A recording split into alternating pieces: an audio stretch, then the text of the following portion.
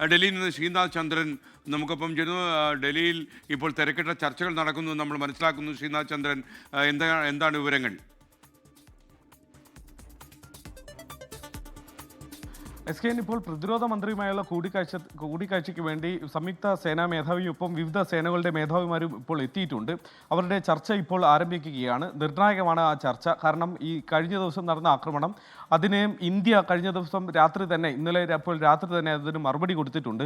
പക്ഷേ അത് അവിടെ നിൽക്കണോ അല്ല കൂടുതൽ ആക്രമണങ്ങൾ പാകിസ്ഥാനിൽ നടത്തണോ എന്നതടക്കമുള്ള കാര്യങ്ങൾ, ഒപ്പം പാകിസ്ഥാനിൽ നിന്ന് ഇനിയും ഇത്തരത്തിലുള്ള ആക്രമണങ്ങൾ ഉണ്ടായാൽ അതിനെ ഏത് തരത്തിൽ നേരിടണം എന്നതടക്കമുള്ള കാര്യങ്ങളൊക്കെ തന്നെ സേനാ മേധാവിമാർ ചർച്ച നടത്തും. ഒപ്പം ഇന്നലെ നടന്ന കാര്യങ്ങളെക്കുറിച്ചൊരു വ്യക്തത, ഒരു വിലയിരുത്തൽ ഇന്ന് ഈ യോഗത്തിൽ ഉണ്ടാകും എന്ന് നമ്മൾ പ്രതീക്ഷിക്കുന്നു. അതേസമയം അല്പസമയത്തിനകം ഈ ധനകാര്യ മന്ത്രാലയത്തിലും യോഗമുണ്ട്. അത് ഈ പാകിസ്ഥാന് അന്താരാഷ്ട്ര തലത്തിൽ സഹായങ്ങൾ നൽകുന്നതിനെതിരെ എടുക്കേണ്ട നിലപാടുകളെക്കുറിച്ച്, നടപടികളെക്കുറിച്ച് IMFന്റെ യോഗമടക്കം നടക്കാനിരിക്കുന്ന സാഹചര്യത്തിലാണ് അത്തരമൊരു യോഗം ധനകാര്യ മന്ത്രാലയത്തിലും ചേരുന്നത്. അങ്ങനെ പ്രധാനപ്പെട്ട ചർച്ചകൾ നടക്കുന്നുണ്ട്. വിദേശകാര്യ മന്ത്രാലയത്തിൻ്റെ വാർത്താ സമ്മേളനം ഉണ്ടാകുമെന്ന് അറിയിച്ചിട്ടുണ്ട്. പക്ഷേ അത് ഇപ്പോൾ വൈകുകയാണ്. അത് ഇനിയും എത്ര സമയം കഴിയുമെന്ന കാര്യത്തിൽ ഒരു വ്യക്തതയില്ല. ഒരുപക്ഷേ കുറച്ചുകൂടി വിവരങ്ങൾ ഇതുമായി ബന്ധപ്പെട്ട് വ്യക്തത വരേണ്ടതുണ്ടാകാം. അതുകൊണ്ടായിരിക്കാം അത്തരത്തിൽ വൈകുന്നതെന്ന് നമ്മൾ പ്രതീക്ഷിക്കുന്നു.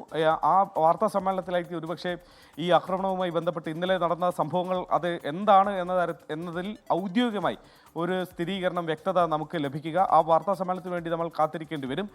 ഏതായാലും ഇപ്പോൾ തിരക്ക് പിടിച്ച ചർച്ചകൾ ദില്ലിയിൽ നടക്കുന്നു. പാകിസ്ഥാൻ ഇന്ന് രാവിലെയും ചിലയിടങ്ങളിൽ പ്രകോപനം ഉണ്ടാക്കി എന്നതാണ് മനസ്സിലാക്കുന്നത്.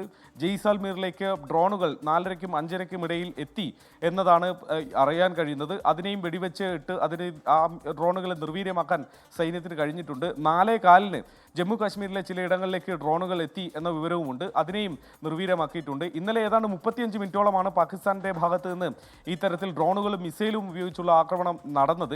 അതൊക്കെ തന്നെ നിർവീര്യമാക്കാൻ നമ്മുടെ സേനയ്ക്ക് കഴിഞ്ഞിട്ടുണ്ട്. പിന്നീട് കുറച്ച് മണിക്കൂറുകൾ അത്തരം ആക്രമണങ്ങളിൽ നിന്ന് പാകിസ്ഥാൻ പൂർണ്ണമായി തന്നെ വിട്ടുനിന്നിരുന്നു.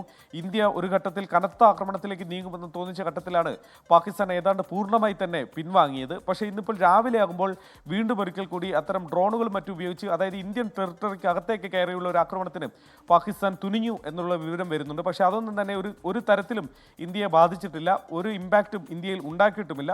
അതിർത്തി മേഖലയിൽ പാകിസ്ഥാൻ ഇന്നും സീസ് ഫയർ വയലേഷൻ, വെടിനിർത്തൽ കരാർ ലംഘനം. ശ്രീനാഥ് ചന്ദ്രനാണ് ഡൽഹിയിൽ നിന്ന് വിവരങ്ങൾ നൽകിയത്.